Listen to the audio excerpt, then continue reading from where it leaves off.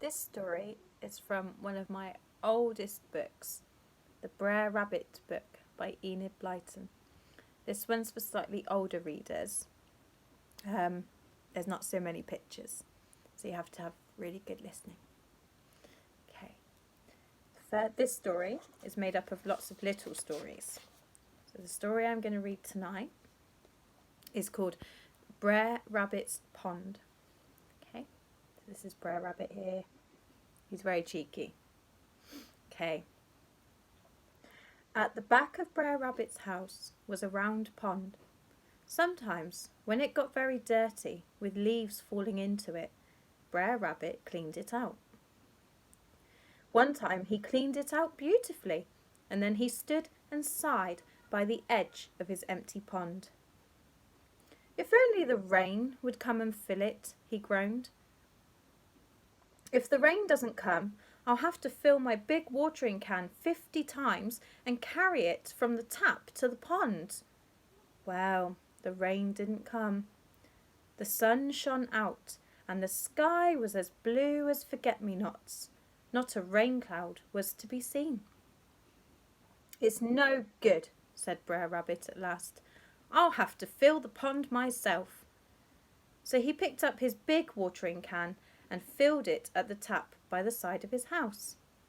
He dragged it to the pond and emptied the water in. Slishy sloshy, slishy sloshy. It made a lovely noise.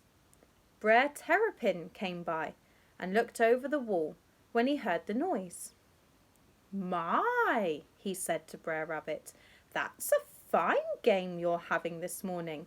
It's fun to play with water like that. Let me have a turn. You can't drag my big watering can along, old slow coach, said Brer Rabbit. But Brer Terrapin soon showed him that he could. He balanced the big can on his back and walked slowly to the pond. He stood with his back to the pond and jerked the can. It poured all the water out at once. My, but it's heavy, panted Brer Terrapin. I guess you've got a hard job this morning, Brer Rabbit. Why don't you get your friends to come along and help you? Huh, as if Brer Fox and Brer Wolf would fill my pond for me, said Brer Rabbit. You let me manage things for you, said Brer Terrapin with a sly grin. You let me manage things, Brer Rabbit. You've always been a good friend to me. And if you'll let me have a swim in your pond now and again, I'll just see if I can't get you a bit of help this morning. All right, Brer Terrapin, you try, said Brer Rabbit, and he watched Brer Terrapin crawling out of his gate. He went down the road, and soon he met Brer Fox. Hey-o, old shellyback, where have you been this long time? Said Brer Fox. Oh, I've just come from Brer Rabbit's, said Brer Terrapin, and my, he gave me such a treat. He let me help him pour water into his pond. It went slishy sloshy, slishy sloshy into the empty pond. A real treat to see it. It's fun to play with water, isn't it, Brer Fox? But it's no use you going along to Brer Rabbit's, for I don't suppose he'll give you a treat like that. It's only because I'm a friend of his. Well, I'm a friend of his too, said Brer Fox. Haven't I known him for years and years? My, I guess we've done more things together than any other creatures in the world. If I want to pour water into his pond, I just know he'd let me. All right, you go and see, Brer Fox, said Brer Terrapin, putting his head inside his shell to grin to himself. You go and see. So Brer Fox went along to Brer Rabbit's, and he soon heard Brer Rabbit singing, hi-ho, hi-ho, and he heard the sound of water splashing merrily into the pond. Hey-yo, Brer Rabbit, yelled Brer Fox. You seem to be mighty busy this morning. That's a fine job you're doing. Oh, a mighty fine job, said Brer Rabbit, winking to himself. A job that everyone would like to do, Brer Fox. I just gave Brer Terrapin a turn at it because he's a very old friend of mine and I like giving him a treat. Well, I'm an old friend of yours too, said Brer Fox. You let me have a turn as well, Brer Rabbit. I don't like Brer Terrapin going around saying he's the only friend of yours that helps you with your pond. You let me have a turn too. Why, Brer Fox, I'd be pleased to, said Brer Rabbit. Yes, you have a turn. Have 2 turns. Have 10 turns if you want to. I'm not one to be selfish. No, if my friends want to share in my pleasures, they are welcome to them.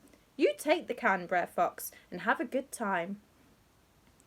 So Brer Fox dragged the heavy can to and fro a good many times, whilst Brer Rabbit sat on the warm sunny wall and smoked his pipe and talked. I've never understood a smoking rabbit. Now, it wasn't long before Brer Bear and Brer Wolf came along and looked over the wall too. "Hey-yo, Brer Rabbit," said Brer Bear. "We've just met Brer Terrapin, and he's been a-boasting and a-bragging that you've let him fill up your pond because he's such an old friend of yours. And he said he was mighty certain you wouldn't give anyone else that treat. And here we see Brer Fox playing with the water too." "Oh, Brer Bear," said Brer Rabbit politely. "That's too bad of Brer Terrapin to go around saying I won't give any of my friends but him a chance to play with my pond. Brer Fox, he came along and said just the same thing, and I'm giving him a treat too. If you want to join in, you just say the word. I'm not the man to stop anyone having a good time." Well, by this time Brer Fox was nearly worn out with carrying the heavy can, so he spoke up at once. And I'm not the man to be selfish either. I'll let Brer Bear and Brer Wolf have a turn now. That's only fair." So Brer Wolf and Brer Bear came in at the gate and set to work to fill the can and empty the water into the pond. My, but it was nearly full now. It only needed about 4 more cans and it would overflow. Cousin Wildcat looked over the wall and grinned. Brer Rabbit hopped off to the garden seat, for he didn't trust Cousin Wildcat's claws. "Hey-yo, Brer Rabbit," said Cousin Wildcat. "I just heard from Brer Terrapin that you've got Brer Fox and Brer Wolf and Brer Bear doing all your hard work for you." "Ah, you're a smart one, Brer Rabbit, no doubt about that. But you don't catch me coming along and carrying your heavy cans for you all morning long. No, my brains are as good as yours any day, Brer Rabbit." Brer Fox, Brer Wolf and Brer Bear stood and stared in surprise. Then they turned their eyes on Brer Rabbit, who began to feel mighty uncomfortable. But he put a bold face on and spoke up well. "Brer Fox, Brer Wolf, Brer Bear, are you going to stand there and let Cousin Wildcat make out I've tricked you, when all you've been doing is to have a treat? You go for him right now and make him say he's sorry."